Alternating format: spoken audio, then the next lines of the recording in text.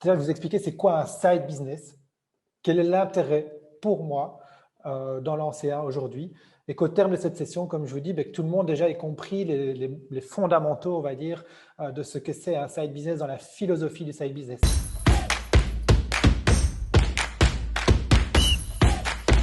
Donc, on va voir les définitions, les vocabulaires, d'où ça vient, pourquoi il faut lancer un side business, c'est quoi la philosophie des gens qui en lancent, un peu la différence entre les différents types de business qu'on pourrait lancer et ceux qui sont pour moi les clés du succès. Vous allez voir qu'il y a des répétitions, mais c'est finalement parce que les clés, elles ne sont pas si compliquées, elles sont un peu toujours les mêmes.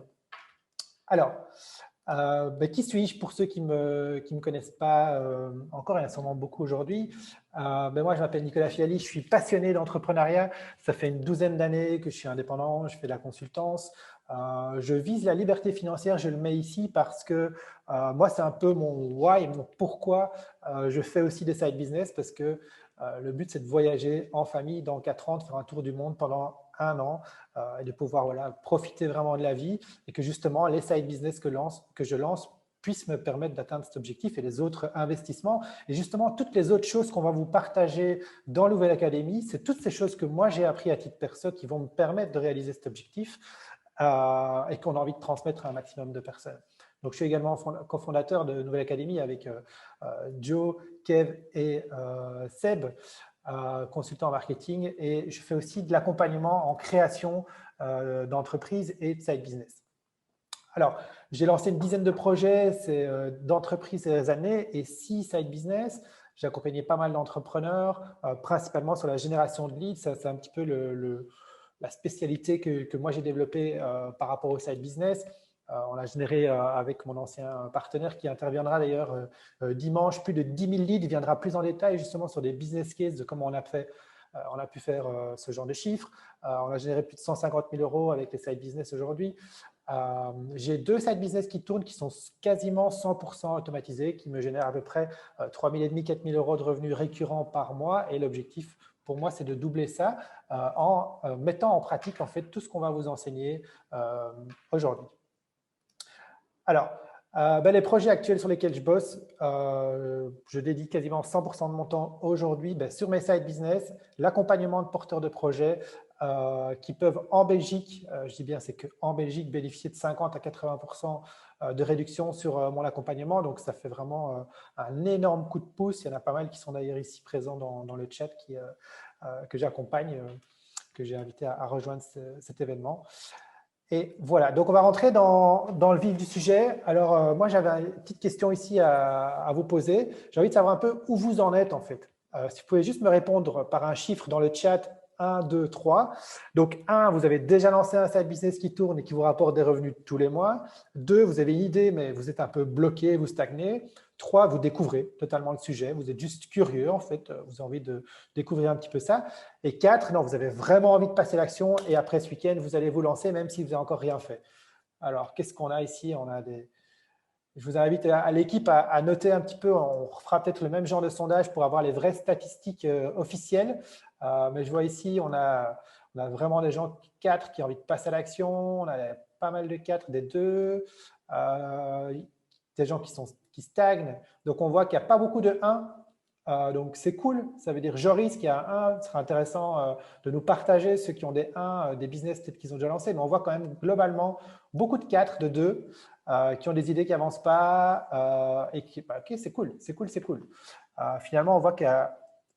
finalement, j'espère que tout ce qu'on va découvrir ici va pouvoir vous aider, parce qu'on voit que vous êtes quand même globalement des idées, vous n'avancez pas et que vous avez envie de passer à l'action. Alors, side hustle.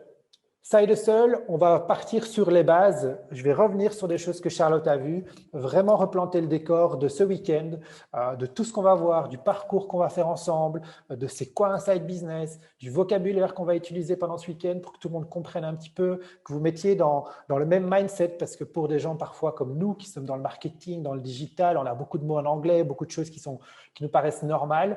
Le but, c'est ici que tout le monde soit sur un pied d'égalité.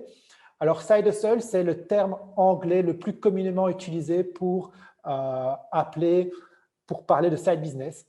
Et donc, vraiment, le side, c'est à côté. Donc, c'est de construire un business, de faire de l'argent extra sans pour autant quitter son job principal. Ça, c'est la philosophie un petit peu de base. En français, en gros, c'est quoi un side business? C'est un moyen de gagner de l'argent, donc parallèlement à son activité principale ou à sa source de revenus principale. Et dans la philosophie, c'est de le faire généralement sans risque, avec un faible investissement en capital et en temps. Ça, c'est vraiment un élément qui est hyper important. Alors, un petit peu de vocabulaire aussi de side business, parce qu'on va beaucoup utiliser le terme anglophone. Donc, on parle de side business, on parle de side hustle ou de side hustler. Donc, ce sont des gens qui lancent des side business. De maker, c'est un terme qui est souvent utilisé. Si vous tapez dans Google en anglais, vous pouvez parler de maker. Les muses, on va dire que c'est un type de side business. C'est le type de side business par excellence, on va dire. C'est-à-dire c'est un side business qui est le plus automatisé possible. Ça, c'est vraiment l'objectif ultime. On va en parler beaucoup plus en détail par la suite. On parle aussi de side gig. Voilà, c'est souvent des termes anglophones, mais comme ça, si vous entendez tous ces termes, en fait, on parle toujours de la même chose. Alors, quelle est l'origine du side business? Il remonte à bien plus longtemps que ces deux personnes-là, mais à mon sens, ce sont les deux personnes qui ont eu le plus gros impact dans l'évangélisation du concept de side business. Donc, c'est Tim Ferriss, peut-être certains d'entre vous ont déjà entendu parler, avec son livre vraiment hyper interplanétaire, hein, qui a vraiment eu un succès incroyable. Je vois 100 000 exemplaires vendus en France, à mon avis, c'est beaucoup plus que ça aujourd'hui. Donc là, qui a écrit un bouquin qui s'appelle La semaine de 4 heures. Donc en gros, c'est un peu un titre évidemment provocateur, mais il explique justement toute la philosophie de comment lancer un side business. C'est un bouquin que je vous recommande vraiment chaudement. Si vous découvrez le side business, c'est sans doute un des premiers livres à acheter pour vous plonger dans toute la philosophie des choses qu'on va voir aujourd'hui. Deuxième bouquin et deuxième personne influente dans le domaine du side business en américain également, c'est Chris Guillebeau qui a écrit Side Hustle, qui a été traduit aussi en français, je l'ai ici. Donc c'est Side Business, lancez votre activité complémentaire en 27 jours, qui a écrit également un bouquin de $100 Startup où il explique plein d'histoires de gens qui ont lancé des side business. Ce sont des petites stories super intéressantes. Et pour ne pas le nommer, on a notre ami Dimitri, qu'on aura l'occasion aussi, c'est pas lui qui l'a popularisé, mais qui a aussi écrit un bouquin sur le sujet, qu'on a l'occasion de voir dans une interview ce soir ensemble. On va parcourir ça.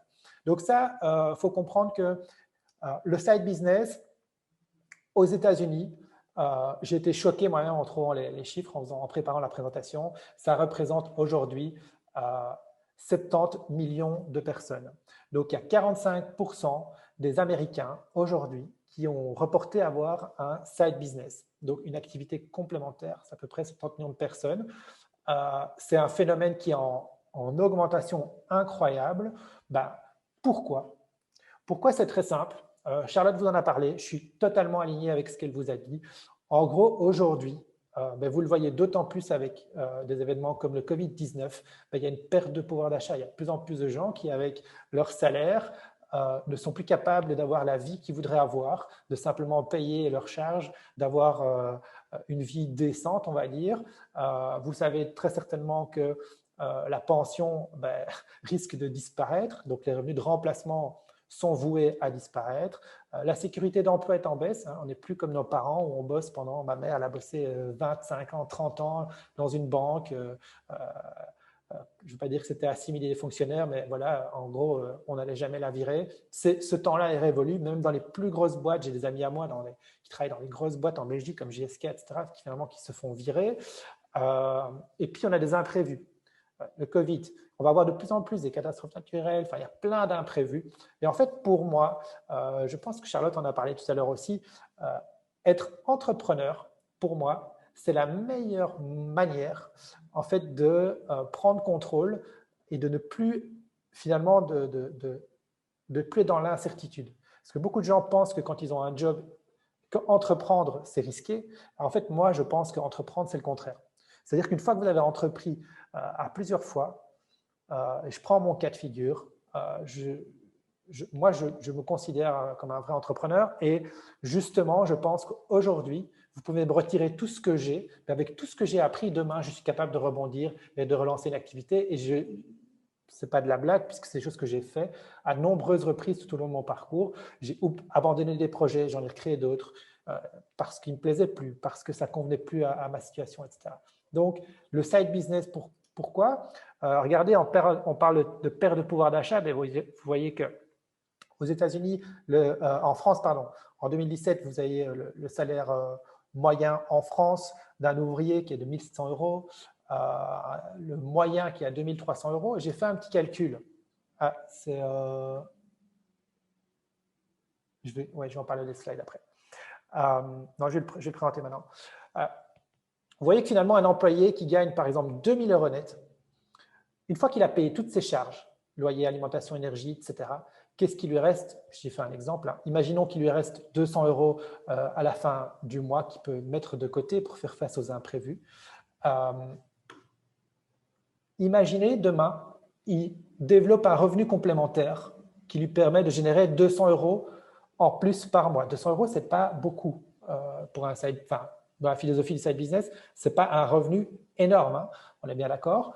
En réalité, en générant 200 euros de plus, en fait, il double sa capacité d'économie, son pouvoir d'achat après ses dépenses incompressibles. Et ça, les gens ne s'en rendent souvent pas compte. C'est-à-dire, ils ne se rendent pas compte que, en fait, une fois qu'ils ont payé tout ce qu'il y a à faire payer, et qu'est-ce qu'il leur reste par mois, en ayant une activité complémentaire, ça peut radicalement changer leur vie, parce qu'en fait, cette petite somme d'argent qui leur reste à la fin du mois, elle peut être multipliée par 2, par 3, par 4, par 5, par 10. Les 200 euros peuvent devenir 2 000 euros en plus par mois. Et donc, c'est là la magie pour moi du side business. Alors, pourquoi un side business?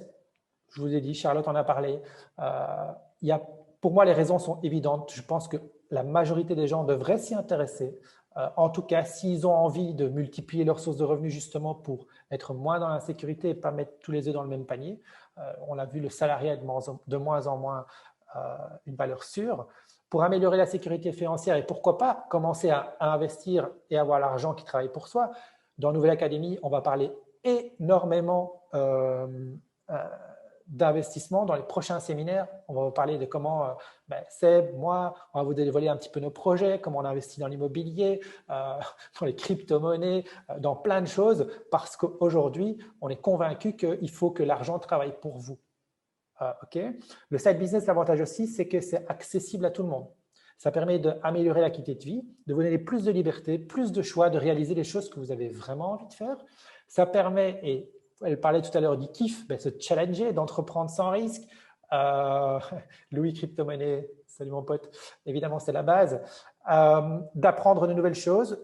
Et c'est aussi un excellent moyen en fait, de faire un premier pas dans l'entrepreneuriat. Vous allez voir, je vais vous expliquer après les différences pour moi fondamentales avec les startups ou les business classiques. C'est vraiment le fait de pouvoir mettre un premier pas sans risque, d'apprendre petit à petit et de vraiment démarrer concrètement. Alors, concrètement, un side business, c'est quoi? Je vais faire une intervention après, justement, sur la partie idée. Donc, je ne vais pas entrer ici dans le détail là-dessus, puisqu'on va en parler vraiment dans pas longtemps, où je vais vous dévoiler un petit peu comment trouver une première idée de business si vous n'en avez pas. Mais grosso modo, ici aux États-Unis, la répartition un petit peu des side business en types de side business. Vous voyez qu'on a tout ce qui est blogging, tout ce qui est online, tous les types de business en ligne. On va en reparler bien sûr tout à l'heure vraiment en long et en large. On a tout ce qui est freelancing, donc offrir vos services. On a tout ce qui est e-commerce, Amazon FBA, donc vendre sur Internet, vos produits ou le produit des autres. On a les investissements, de commencer à investir son argent. On a l'auto-édition, on a la création de software, d'applications, etc. Et la gig economy, c'est en fait faire tous ces petits jobs, petits boulots complémentaires. Donc ça, on va dire, c'est la répartition globale un petit peu des différents types de side business. Et encore une fois, on va voir ça vraiment plein d'idées de side business dans la présentation qui suit. Ça va jusqu'ici, tout va bien. N'hésitez pas à mettre un petit peu dans le chat si tout ça est clair pour vous. On va voir maintenant, en fait, la philosophie du side business. Et un élément hyper important pour moi, en tout cas dans la manière dont moi je vois les choses, dans la manière dont j'ai envie aussi, parce que, voilà, comme disait Joe, j'ai un petit peu orchestré les sujets qui vont être abordés aujourd'hui, dans les 3 jours. le but pour moi ultime aussi, c'est de pouvoir créer un side business dans la philosophie, dans ce que moi et dans ce que quand même beaucoup de gens imaginent dans tout l'intérêt du side business. En fait, c'est de ne plus échanger votre temps contre de l'argent à un tarif horaire, comme vous avez l'habitude de le faire dans votre job principal, mais c'est de décorréler ça. Parce que si vous ne le faites pas, vous serez à un moment donné plafonné, vous ne serez jamais vraiment libre. Enfin, tout dépend de vos objectifs, bien sûr, mais vous avez votre job 9 to 5, puis vous allez travailler en plus, et finalement, vous n'avez pas de temps pour vous. Ce n'est pas vraiment le but. Le but du side business et la philosophie, c'est justement l'inverse. C'est de commencer à, imaginons vous gagnez 20 euros de l'heure, je dis n'importe quoi, regardez comment avec votre side business, vous pouvez en gagner 40, 50, 100, 200, 1000. Il n'y a pas de limite. Vous pouvez vraiment complètement décorréler le temps que vous gagnez du temps que vous allez passer dans votre activité. Et c'est ça pour moi la magie du side business et c'est la philosophie en tout cas pour moi importante. Parce que vous pouvez faire plein de petits jobs, hein, on va en voir, mais gardez à l'esprit, si vous voulez vraiment passer à l'étape supérieure, de penser votre side business pour décorréler votre temps de vos revenus. Alors, on va rentrer un petit peu parce que vous voyez souvent dans le side business que finalement, on voit au travers des réseaux sociaux, des youtubeurs, etc., toujours cette image de cocotier, de voitures de sport bling bling, de bateaux, enfin voilà, de gens qui vivent la vie un petit peu de rêve. Alors, oui, c'est possible. Non, ce n'est pas du fake, mais clairement, ce n'est pas la réalité pour tout le monde. Mais ça reste quand même la philosophie pour moi de base du side business qui est justement de pouvoir, vous allez voir, de pouvoir décorréler, comme je disais, le temps de votre argent. C'est-à-dire que le temps a beaucoup plus de valeur que l'argent. Donc, vous pouvez toujours avoir plus d'argent, mais jamais plus de temps. Donc, pour moi, le side business, c'est quoi? C'est un moyen de gagner du temps. En fait, c'est un moyen de gagner plus d'argent, de pouvoir l'investir pour gagner du temps et avoir ma retraite le plus tôt possible pour pouvoir profiter un maximum de la vie. Donc, un de mes mentors qui est Jim Rohn, si vous ne le connaissez pas, je vous invite à découvrir. C'est vraiment de faire effet levier. Donc, le side business permet de faire un effet levier, encore une fois, sur le temps. Généralement, dans un side business, on va travailler beaucoup au début. On va travailler dur pour le lancer. Mais une fois qu'il est lancé, qu'on a réussi à l'automatiser et mettre en place un vrai système qui travaille pour nous. Et encore une fois, ça c'est de nouveau la philosophie que j'ai envie de transmettre dans ces 3 jours, c'est que c'est possible. Je vous montrerai un petit peu comment moi je l'ai fait dans mes projets, que j'ai automatisé à 90%, pour pas dire 100%. Et ça c'est vraiment pour moi tout l'intérêt d'un, je ne vais pas dire d'un vrai side business, mais d'un side business qui travaille au service de votre vie, de pouvoir déléguer, donc de pouvoir trouver les bonnes personnes, s'entourer des bonnes personnes pour faire les tâches pour lesquelles vous n'êtes pas forcément les meilleurs, pour faire des tâches à un tarif horaire qui ne sera pas votre tarif horaire, et de justement mettre en place un vrai système qui travaille pour vous, avec pour objectif, bien évidemment, de générer des revenus passifs, en tout cas le plus passif possible, pouvoir potentiellement effectivement travailler d'où vous voulez. Aujourd'hui, mes side business me permettent aujourd'hui, effectivement, on a toujours cette image de travailler sur la plage, mais je vous le déconseille. Avoir vite un coup de soleil et sur les écrans, ce n'est pas toujours évident. Mais c'est la philosophie, ça reste la philosophie. Surtout, finalement, quoi? Ben, d'être libre de travailler quand vous voulez, où vous voulez, comme vous voulez, avec qui vous voulez. Et pour moi, ça, c'est vraiment, de nouveau, encore une fois, la magie du side business. C'est que vous pouvez créer 1, 2, 3, vous pouvez en créer plusieurs sources de revenus, plusieurs sources de revenus passives, les multiplier. Aujourd'hui, moi, j'ai 4 side business en cours, j'en ai 2 qui sont en cours de développement. J'ai plein d'idées avec Seb, avec Joe pour en lancer d'autres. Et on va continuer, en fait, on va juste continuer à rajouter des couches de revenus différentes qu'on automatise et qui permettent petit à petit, en fait, de créer ces revenus passifs qui m'ont, par exemple, à titre personnel, permis de traverser la crise alors que ma compagne a été frappée de plein fouet. Elle était dans la cuisine, surtout sur les entreprises. Au temps de midi, ben, elle a perdu son activité. Moi, j'avais une agence de marketing digital. Tous les clients ont arrêté au premier confinement, même si après, évidemment, ça reprend. Mais voilà, ben, heureusement que j'avais mes side business qui, même s'ils ont été impactés, ont continué à générer des revenus. Alors, un gros élément ici, Charlotte vous en a parlé un petit peu tout à l'heure. Moi, j'ai envie d'aller un peu plus dans les détails sur, en fait, les différences entre un job complémentaire, qu'on pourrait appeler aussi un side business, ce que pour moi est ou devrait être le side business idéal, et puis le business classique. En fait, un job complémentaire, finalement, c'est de base, ça vous amène un revenu complémentaire, mais vous êtes toujours en train d'échanger votre temps contre de l'argent. Vous faites ça en temps partiel, 4, 6, 8, 12 heures par semaine à côté de votre job. Mais finalement, vous avez un rôle clé dans l'activité, c'est-à-dire que vous échangez, vous, votre temps contre de l'argent. On va voir tout à l'heure, hein, vous êtes consultant, vous faites des prestations, je sais pas, du babysitting, vous faites des livraisons, peu importe, vous avez un petit boulot que vous faites sur le côté et qui vous ramène des revenus, mais c'est toujours vous qui échangez votre temps. Donc, vous allez toujours être finalement limité. Et la plupart du temps, dans ce job complémentaire, on n'a pas vraiment d'attache émotionnelle. C'est juste un job. On ne valorise pas un projet, on ne valorise pas son entreprise. Voilà des exemples de freelancing, faire des cours, le marketing de réseau, même si c'est un modèle qui peut être hyper intéressant, mais ce n'est jamais vraiment votre business à vous parce que c'est jamais, finalement, ce n'est pas vous qui êtes maître des décisions qui sont prises. Voilà. Après, on a le business classique. Là, généralement, on lance une startup, un vrai projet, on y met toute notre énergie pendant des mois, des années. Et finalement, c'est quelque chose qui est émotionnellement très, très fort. Je l'ai vécu, moi. J'ai créé une startup avec mon ancien associé Jonathan, que vous verrez dimanche. On y a consacré les soirs, les week-ends, notre argent, notre énergie. On en a bavé. On a appris énormément de choses, mais c'est un job full-time. C'est au cœur de votre vie, en fait. C'est beaucoup de préparation. On a une application émotionnelle très, très forte. Généralement, c'est le seul projet auquel on se consacre full focus avec potentiellement des grosses valorisations, des reventes, des levées de fonds, effectivement, possibilité de gagner beaucoup d'argent, mais la charge émotionnelle est vraiment importante.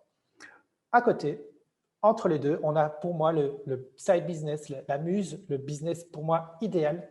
C'est un revenu toujours complémentaire, mais vous allez faire effet levier, je vous en parlais, c'est vraiment ça le plus important pour moi, c'est de faire ce fameux effet levier qui va vraiment vous permettre de complètement décorréler en fait le temps que vous allez passer. Vous allez passer beaucoup de temps au début. Généralement, c'est on travaille, on travaille, on travaille, on ne gagne pas d'argent, on travaille, on travaille, on ne gagne pas d'argent.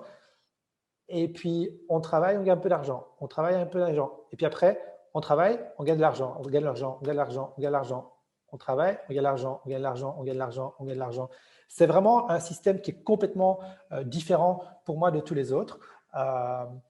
Et donc, votre rôle peut devenir totalement secondaire. Vous êtes juste un pilote où vous contrôlez un petit peu avec votre tableau de bord les différents intervenants si vous avez automatisé votre business. Vous avez beaucoup moins d'attaches émotionnelles. Si votre side business ne se passe pas bien, ce n'est pas grave, c'est juste un side business. Vous pouvez en créer plusieurs. Vous pouvez potentiellement le valoriser. Il y a des side business qui se revendent une fois que vous avez créé un vrai système qui fonctionne. Voilà, on va voir tout ça en détail. Hein. Ne vous inquiétez pas pour ceux pour qui c'est encore tout c'est un peu flou. Mais c'est vraiment important pour moi de comprendre qu'aujourd'hui, pendant 3 jours, la philosophie, c'est de se baser vraiment sur essentiellement comment trouver cette muse, ce side business qui va travailler au service de votre vie et sur lequel vous allez pouvoir faire effet levier. Ça ne veut pas dire que vous ne pouvez pas créer un job complémentaire. Ce n'est pas ça que j'ai dit.